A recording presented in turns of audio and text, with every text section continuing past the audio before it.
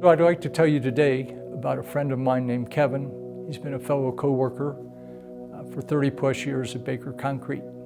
I have talked to him and I have his permission to tell this story, and he has said anything we can do to help other people not have this problem. If we can stop some other tragedies, that would be a very good thing. Kevin has worked for Baker for 26 years and is the manager of our Orlando operations. He is the epitome of Baker's values of people, honor, and grit.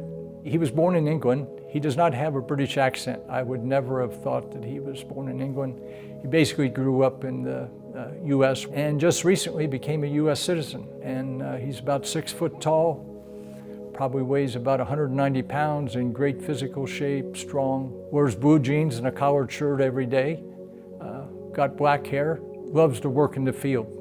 When he would work in the office, when his work was done, he would go out and work in the field.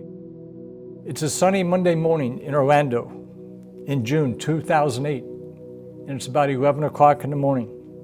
And I'm sitting in an apartment clubhouse lobby with Dan Baker, who's the CEO of Baker, and Tom Bell, who is Baker's CFO.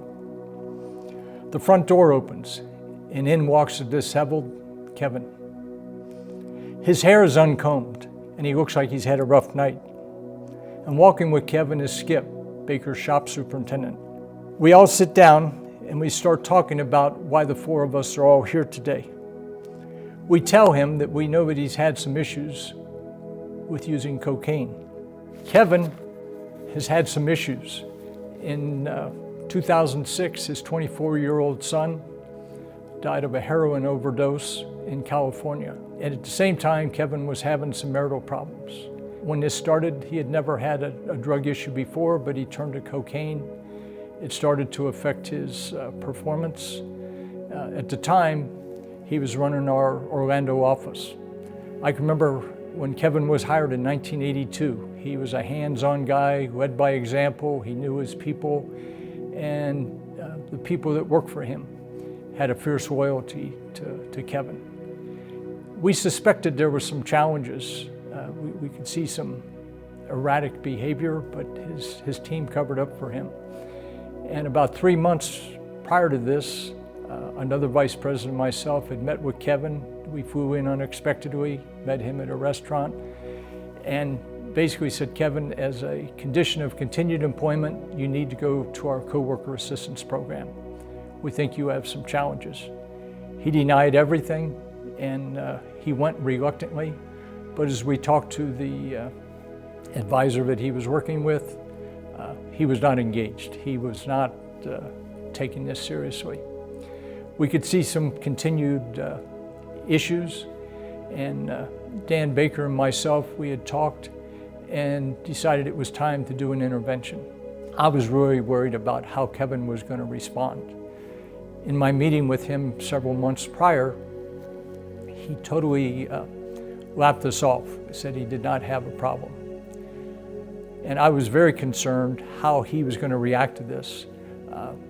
I was prepared for him to act very violently. That's why we had 4 people in the room in case he did respond that way. Again, we weren't sure what condition he was going to be in. We show up Monday morning, Kevin's not there. And we get hold of Skip. Skip goes to Kevin's apartment, and Kevin's still in bed. And he has been on a weekend binge with coke. And we decided to just go to the apartment clubhouse. And that's where we met Kevin.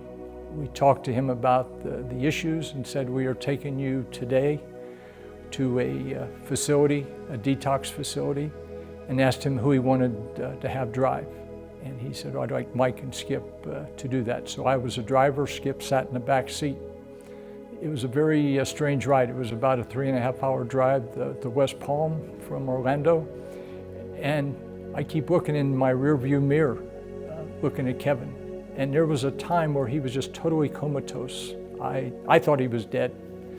And Skip saw me looking in my mirror, and he says, Mike, I know what you're thinking. And he says, his chest is moving. But literally, he was comatose for at least 2 hours of the trip. We finally got to the facility. He got out. They knew that we were coming. Kevin was there for 2 sessions. The therapist there said that he still needed some more help after the first session. While he was there, our CFO went down there twice and talked to him.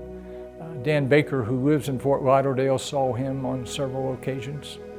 And we just let him know that we cared for him, and we wanted him, wished him success. If we fast forward in terms of where is Kevin today, Kevin today lives in Cincinnati. He sends out a message every Saturday and Sunday. It's about 10 pages long of motivational articles that he has found in various magazines. Kevin got remarried. His wife is a very spiritual person, holds him accountable. One of the things that Kevin just sent out several weeks ago was a poem by Robert Frost about the fork in the road. And when he sent that out 2 weeks ago, he talks about as he was going down the road and there was a fork that led with God, he took the other fork and went with the devil. And he lived with the devil for 2 years. And he said that was a big mistake. And one of the things that Kevin talks about is he had spent 20 plus years developing that reputation he had, his integrity. And all of that was ruined by some poor judgment. And he paid the price for that, and he's still trying to rebuild that. But he found another fork in the road, and again, at this point is held in high esteem, and we wish him continued success. One of the things we talk about at Baker is we build better structures and we build better lives. And we have a lot invested in Kevin, and he knows that we love him and that we all have his best interest at heart as we have made these tough decisions. For me personally, that intervention, while we had to do it, I had a lot of apprehension before we did it. When we couldn't find him on Monday morning, I was like, oh my goodness, what happens now? Kevin is still a good friend, and he has told me on numerous occasions he would be dead if we had not done that intervention. Since that time, Kevin and I have had a great relationship, and he has thanked me on numerous occasions for stepping in and doing something that was very difficult. He realizes how hard that was for me to step in and do that. And he realizes that he's still got an uphill fight to get back to credibility that he managed to tear down in 2 years, and realizes that cost him. If he had not taken the wrong fork in the road, it's hard to say where Kevin might be today in the organization. He would certainly be in a position of more authority and that he is today. But he's still a very valued member of the team. I would challenge everyone out there in a position of authority that do whatever you can to help your people be successful. And they need us most in a time of need. And when Kevin was struggling, I'd like to think that we were there. He would tell you that Baker was there to help him through some of his toughest moments.